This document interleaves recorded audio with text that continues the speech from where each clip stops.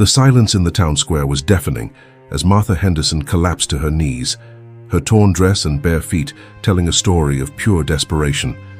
But when her husband, Robert, appeared behind her, hands trembling, holding that manila envelope everyone recognized, the whole town held its breath. What he did next, it was something none of us will ever forget. He crawled across those cold stone steps, and he kissed her dirty feet while his own tears washed away the blood. This wasn't just surrender, y'all. It was the kind of broken humility that makes even the hardest hearts crack wide open. In front of Pastor Williams, all the neighbors and God himself, this respected man confessed a secret so devastating it had nearly destroyed them both. But his next words would shock everyone even more than his confession. He looked up at her, his face a mask of grief, and whispered, "I lost everything, except you." What could possibly drive a woman of such deep faith to run screaming into the night? And what secret had this perfect husband been hiding that would bring him crawling back on his knees, begging for forgiveness in front of the entire town? The answer would change not just their marriage, but it would transform our entire community's understanding of what real redemption looks like. The clock struck midnight when Martha's bare feet hit the cold pavement. "Honey, let me tell you." That sound echoed through Main Street like a gunshot in the silence.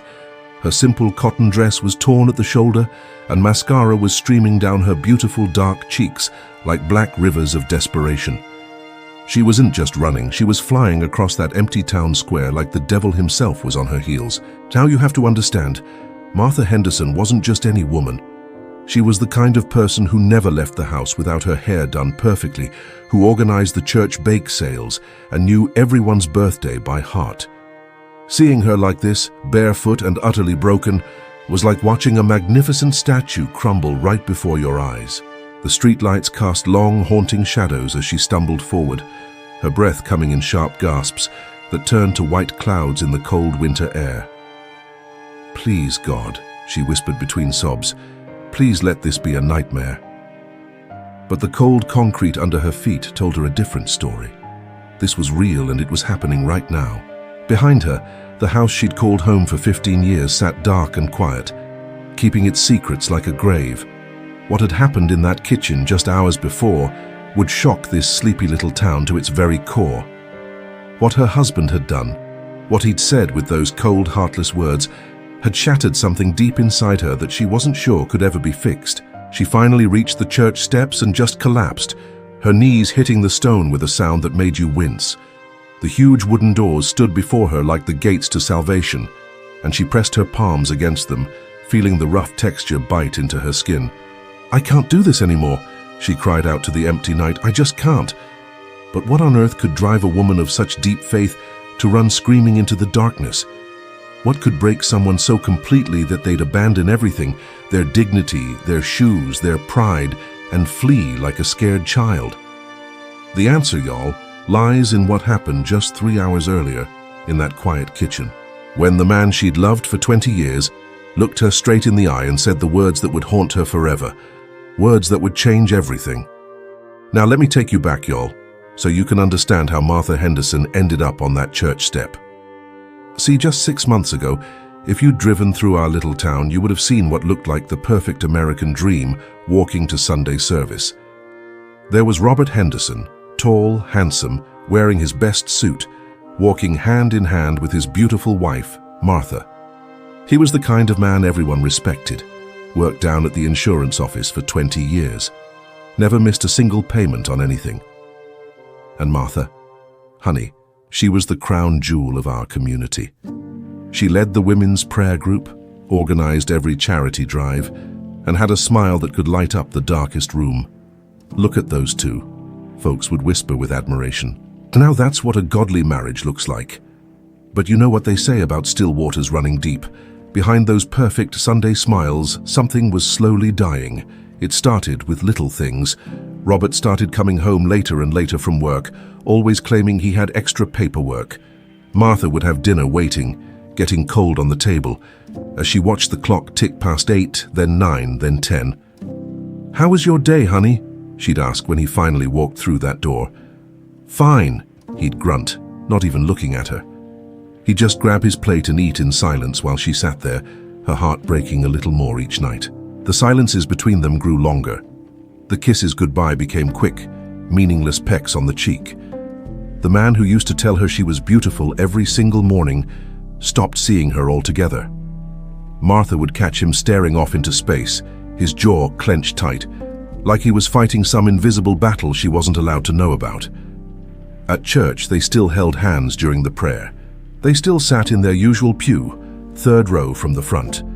But Martha could feel the distance growing between them, like a canyon that got wider every single day. And the worst part? She couldn't tell a single soul. How do you admit that your perfect marriage is crumbling when everyone looks up to you as the example? How do you confess that the man everyone admires treats you like a stranger in your own home? Pride, honey. Spiritual pride was going to kill her slowly, one silent dinner at a time. But she had no idea that Robert's secret was about to destroy everything they had ever built together.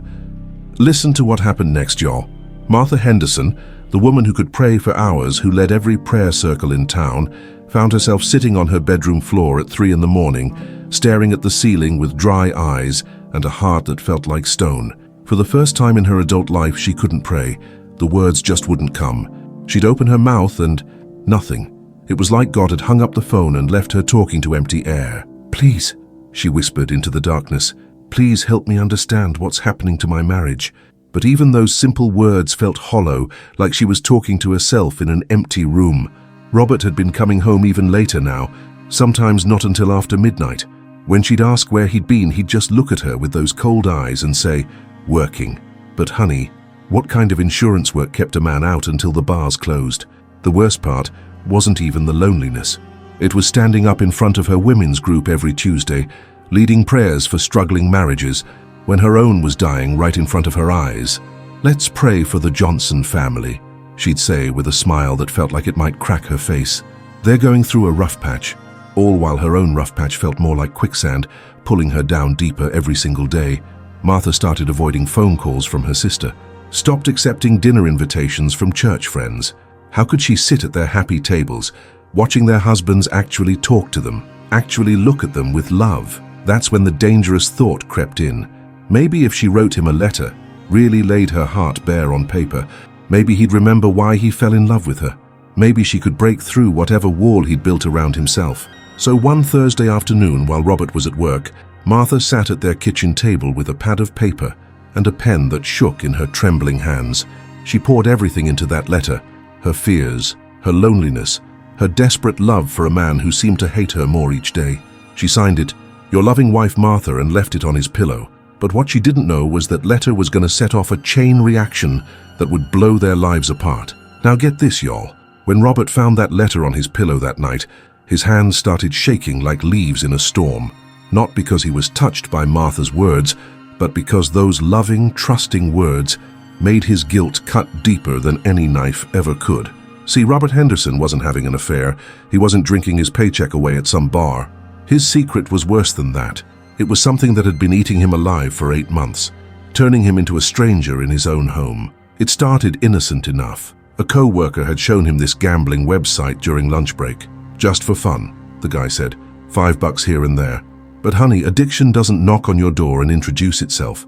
It sneaks in quiet as a thief and steals everything you love. What began as $5 bets turned into 50, then 500. Robert would sit in his office after hours, not working like he told Martha, but watching those numbers on his computer screen, chasing losses with bigger bets, always believing the next hand would fix everything. The night Martha wrote that letter, Robert was staring at bank statements that told a story no loving wife should ever have to hear. Their savings account, empty. The retirement fund they'd built for 20 years, gone. And the house. Lord have mercy, he'd taken out a second mortgage without telling her, and now they were 3 months behind on payments. $68,000 in debt. That's what his harmless fun had cost them. Robert read Martha's letter 3 times, each word like a nail in his coffin. "I love you," she'd written. "Whatever's wrong, we can face it together." But how do you tell the woman who trusts you with her life that you've gambled away her future? The shame was crushing him. He'd stopped going to church because he couldn't stand hearing about honesty and faithfulness when he'd become such a coward. Every time Martha smiled at him, every time she tried to hold his hand, It felt like another lie piled on top of all the others. That night, as Martha slept beside him, Robert made a decision that would change everything. He couldn't keep living this lie, and he couldn't face telling her the truth, so he decided there was only one way out. But what he planned to do would shock Martha to her very core. Now let me tell you what happened 3 hours before Martha ran barefoot across that town square. She was in the kitchen, making Robert's favorite dinner, pot roast with carrots, just like his mama used to make, when he walked in with papers in his hand and a look on his face that made her blood run cold. "Martha," he said, his voice flat as roadkill, "we need to talk." She turned off the stove, her heart already racing. The way he said her name, like it tasted bitter in his mouth, told her this wasn't going to be good. "I've been keeping something from you," Robert continued, throwing those papers on the kitchen table. "We're going to lose the house." Martha's legs gave out. She grabbed the counter to keep from falling, staring at foreclosure notices and bank statements covered in red ink, numbers that didn't make sense, debts she'd never heard of. "How?" she whispered. "Robert, how is this possible?" That's when he told her everything. The gambling, the lies, the second mortgage. 8 months of deception laid bare in their kitchen while the pot roast burned on the stove. "You gambled away our home," Martha's voice cracked like broken glass. "Our future, everything we worked for." Robert couldn't even look at her. "I tried to win it back. I thought I could fix it before you found out." Martha felt something die inside her chest. Not just love, but hope itself. This man, this stranger wearing her husband's face, had destroyed everything they'd built together and felt sorry for himself about it. "Get out," she whispered. "Martha, please, get out," she screamed, her voice echoing off the kitchen walls. When he left, slamming the door behind him, Martha stood in that kitchen surrounded by the smell of burning dinner and the sound of her heart breaking. That's when she ran, not from Robert, from the suffocating weight of a life that had just collapsed around her. The church doors were locked, but Martha didn't care. She pounded on them with her fists until her knuckles bled, crying out to a God who felt as distant as the stars. "Please," she sobbed, "I can't do this alone anymore." But what happened next would change everything. Martha was still pounding on those church doors when she heard footsteps behind her. Heavy, familiar footsteps that made her heart stop cold. She turned around, tears streaming down her face, and there was Robert. But honey, this wasn't the same man who'd walked out of their kitchen an hour ago. His hair was a mess, his shirt wrinkled, and his eyes were red and swollen like he'd been crying for miles. In his shaking hands he held a manila envelope that Martha recognized immediately. Their house papers, mortgage documents, everything that proved what he'd done to their life together. "Martha," he whispered, his voice broken like gravel, "I'm so sorry." By now lights were coming on in houses around the square.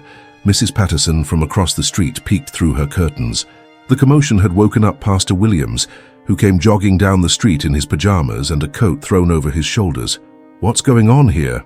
Pastor Williams asked, looking between Martha's tear-stained face and Robert's trembling hands.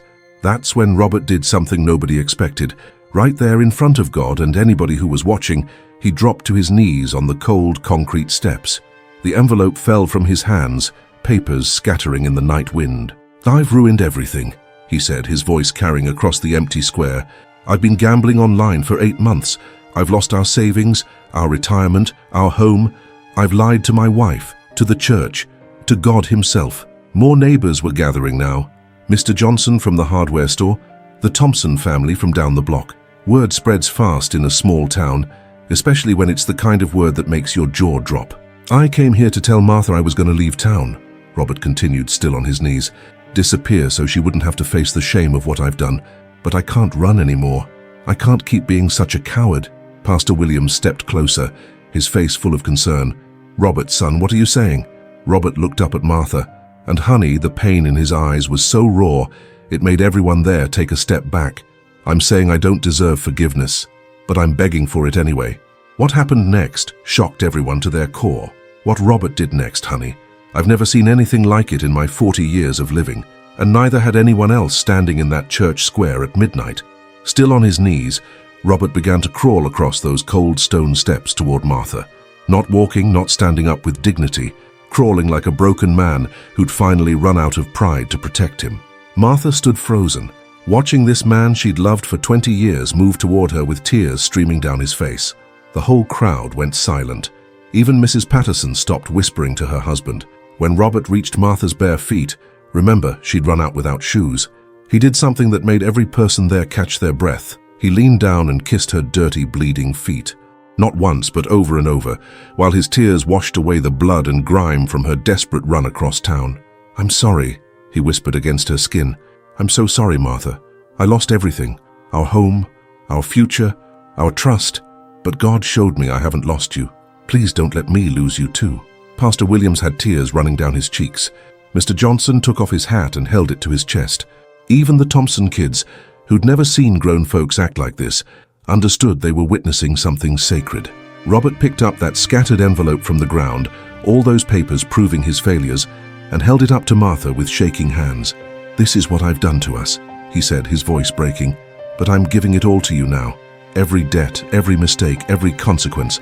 Let me carry the shame. But please, please don't make me carry it alone." Martha looked down at this man, her husband, her heartbreak, her cross to bear, and something shifted inside her chest. Not forgiveness, not yet, but maybe the first crack in the wall that anger had built around her heart. Because you see, y'all, redemption doesn't always come with pretty words and perfect timing. Sometimes it comes crawling across church steps in the middle of the night when pride finally dies and love gets desperate enough to try anything. But what Martha said next would shock everyone even more than Robert's broken surrender. What Martha said that night, standing over her broken husband on those church steps, was just 3 words. "Get up, Robert." But honey, the way she said it, not with anger, not with forgiveness, but with something harder to name, that's what really shook everyone to their core. By sunrise, the whole town was buzzing. You couldn't buy coffee at Miller's Diner without hearing somebody talking about what happened at the church last night. Some folks were scandalized. How could Robert Henderson do such a thing to that sweet woman? Others were moved to tears. Did you see him kiss her feet? Lord have mercy. But the strangest thing started happening in the days that followed. Couples who'd been keeping their own secrets began having conversations they'd been avoiding for years. The Johnsons finally talked about their son's drug problem instead of pretending it didn't exist. Sarah Mitchell told her husband about the credit cards she'd been hiding. Even old Mr. Thompson admitted to Pastor Williams that he hadn't been faithful with the church finances and wanted to make it right. It was like Robert's public breakdown had cracked something open in the whole community. Suddenly, everybody's perfect facades seemed a little less important than being honest about their struggles. Pastor Williams, wise man that he was, saw what was happening and made a decision that would change everything. The next Sunday, instead of his planned sermon about joy and celebration, he stood up in that pulpit and said, "We're going to talk about forgiveness, real forgiveness, the kind that hurts before it heals." For the next 3 months, our little church became something different. Instead of being a place where people came to show off their Sunday best, it became a place where folks came to deal with their Sunday worst. The Henderson pew, 3rd row from the front, stayed empty for weeks. People would glance at it during service, wondering if they'd ever see Martha and Robert sitting there together again. Some said Martha was a fool if she took him back. Others said she'd be a fool if she didn't. But what really mattered wasn't what the town thought. What mattered was what was happening behind the closed doors of that little white house on Maple Street, where 2 broken people were trying to figure out if love could survive the kind of betrayal that cuts all the way to the bone. 3 months later, the answer came in a way nobody expected. 3 months after that night at the church, Martha and Robert Henderson walked back into Sunday service, holding hands. But honey, these weren't the same people who used to sit in that 3rd pew like they owned the place. These were 2 folks who'd been through fire and came out different. The rebuilding wasn't pretty. Lord knows, it wasn't easy. Robert had moved into the guest room that first week, sleeping on a narrow bed that reminded him every night of what his choices had cost them. Martha would lie awake in their old bedroom, staring at the ceiling, wondering if she was crazy for even trying to save this marriage. "Some days I hate you," she told him one morning over coffee, her voice steady as stone. "And some days, I remember why I loved you. Today I'm just trying to get through today." Robert nodded, his hands wrapped around his mug like it was the only thing keeping him warm. "That's more than I deserve," he said. "I'll take today." Pastor Williams had connected them with a counselor 2 towns over, someone who specialized in addiction and betrayal. Every Tuesday night, they'd drive 40 minutes to sit in a small office and learn how to talk to each other again, how to be honest without being cruel, how to forgive without pretending it didn't hurt. The money situation was brutal. They'd lost the house, moved into a tiny rental apartment above Miller's Diner. Robert took a second job driving delivery trucks at night. Martha started cleaning houses for folks who used to be her social equals. Pride, it turns out, was a luxury they couldn't afford anymore. But something beautiful started growing in that cramped apartment. They began praying together again, not the polished prayers they used to offer at church dinners, but raw, desperate conversations with God about making it through another day without falling apart. 6 months later, they started something new at church, a support group for couples in crisis.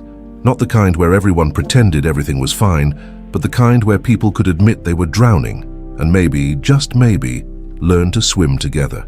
"We don't promise you'll get your old life back," Martha would tell new couples.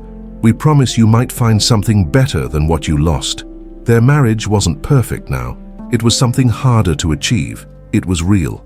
2 years later, on a quiet Sunday morning, Martha Henderson stood at the front of our little church, not as the perfect woman she used to pretend to be, but as someone who'd learned that broken things can become beautiful when they're put back together with grace. "I used to think," she told the congregation, her voice steady but soft, "that a good Christian marriage meant never having problems. I thought if we prayed enough, read our Bibles enough, attended church enough, nothing bad would happen to us." She paused, looking out at faces that had witnessed her midnight run across the town square, her husband's crawling surrender on church steps, their slow climb back from rock bottom. "I was wrong," she continued. "A good marriage isn't one without problems.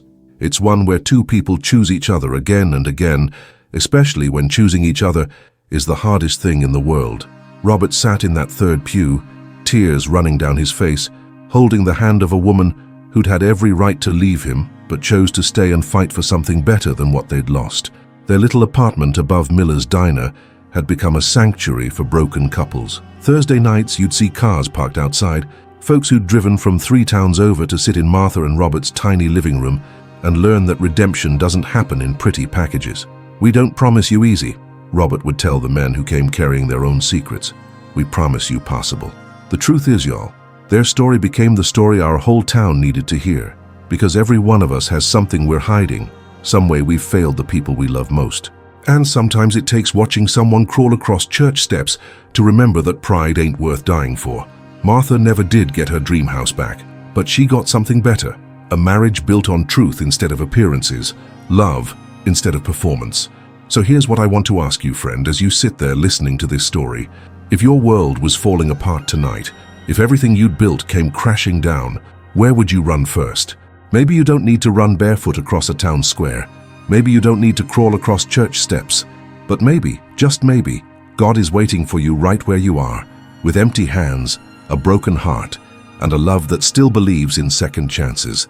Because redemption doesn't happen from the pulpit, it happens on your knees.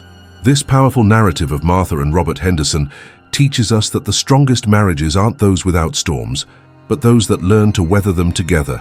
Sometimes the deepest love is born not from perfection, but from the choice to rebuild after everything falls apart. Their story reminds us that pride can be our greatest enemy, while humility can become our greatest strength. When Robert crawled across those church steps, he wasn't just, "Are you carrying burdens in silence that are slowly destroying your relationships?" What would change in your life if you chose radical honesty over comfortable lies? When was the last time you truly forgave someone who didn't deserve it? If this story touched your heart, please subscribe to our channel and hit that notification bell so you never miss these powerful, life-changing stories. And click on the video appearing on your screen right now to continue watching more inspiring tales of redemption, hope, and the incredible power of second chances.